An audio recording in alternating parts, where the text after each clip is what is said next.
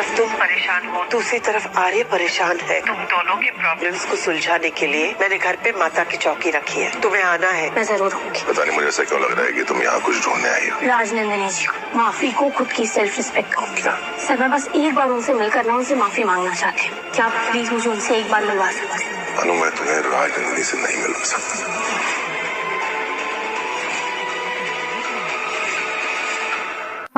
Finally वो पल आ ही गया है जिसका सभी को इंतजार था। अब आर्या अनु को राजनंदिनी की पूरी सच्चाई बताने वाला है। वो साफ कह देता है कि राजनंदिनी अब इस दुनिया में नहीं है, इसीलिए वो अनु को उससे कभी नहीं मिला सका। ये सुनकर अनु को गहरा झटका लगता है, दुख भी होता है, लेकिन साथ ही एक सुकून भी मिलता है। उसे समझ आ जाता है कि आर्या ने उसके साथ कोई धोखा नहीं किया। आने वाले एपिसोड में गायत्री माँ को लगने लगता है कि आर्या और अनु के बीच दूरी बढ़ रही है। उन्हें डर होता है कि कहीं दोनों अलग ना हो जाएं। इसी वजह से वो अनु को माता की चौकी में बुलाती हैं। अनु आने के लिए तैयार हो जाती है।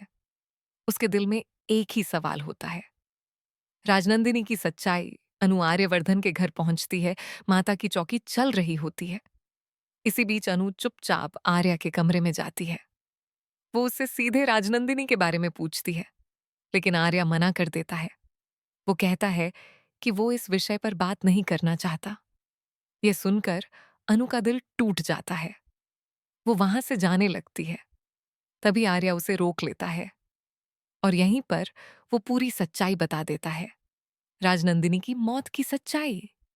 अनु ये सुनकर पूरी तरह टूट जाती है। उसे राजनंदिनी के लिए दुख होता है, आर्या के दर्द का एहसास होता है, लेकिन एक बात उसे अंदर से राहत देती है। आर्या ने कभी उसे धोखा नहीं दिया। वो किसी शादीशुदा इंसान से प्यार नहीं कर रही थी। उसने कुछ भी गलत नहीं किया।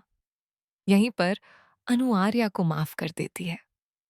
वो कहती है कि अगर सच पहले बताया होता तो हालात अलग होते। साथ ही वो साफ कह देती है कि अब वो नाराज नहीं है, कोई गुस्सा नहीं है।